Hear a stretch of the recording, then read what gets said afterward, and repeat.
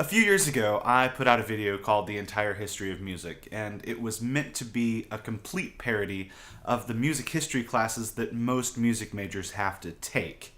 You know, the music history classes that ignore most of written music, with the exception of a few notable composers from Europe. And honestly, I've been really surprised at how many views it got and how many of you took it really, really seriously. So many people have asked me, why didn't you include such and such composer, or why didn't you include my favorite composer, or how could you ignore all of blank?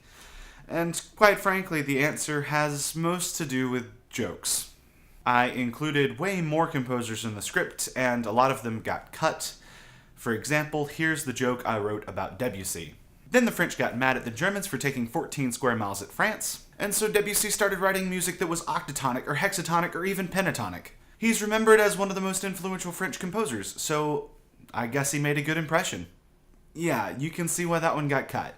Anyway, so many of you have told me how helpful the video was to you even though it ignored 95% of music history. So I started thinking about how awesome it would be to start a music history series, one that would examine all of music history, not just the parts that we talk about in music history classes, but also the cultures and composers that we don't talk about in music history class, and the events that were happening in world history that surround the music that was being written at the time.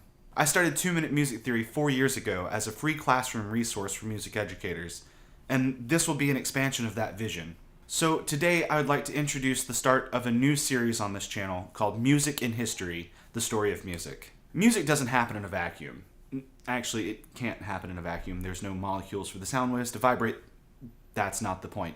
What I mean is that music and art doesn't happen apart from culture and government and general human life. Culture impacts music, and music impacts culture. That being said, this series will look at the events in world history that impacted the music that was being made and performed.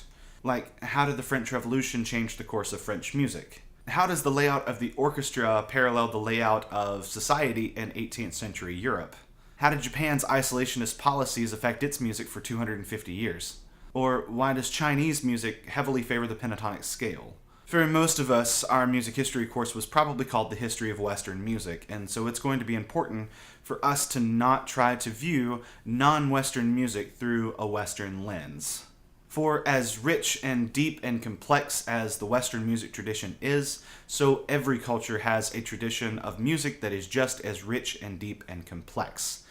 Neither one is better or worse than the other, and every single culture's tradition of music adds an equal value to the whole of music. But when it comes to written history, there's a number of factors that determine whether or not we still have it. One, and perhaps this seems a little obvious, but we're more likely to have written records from civilizations that wrote them down. Which means, unfortunately, oral traditions in many cases are completely lost.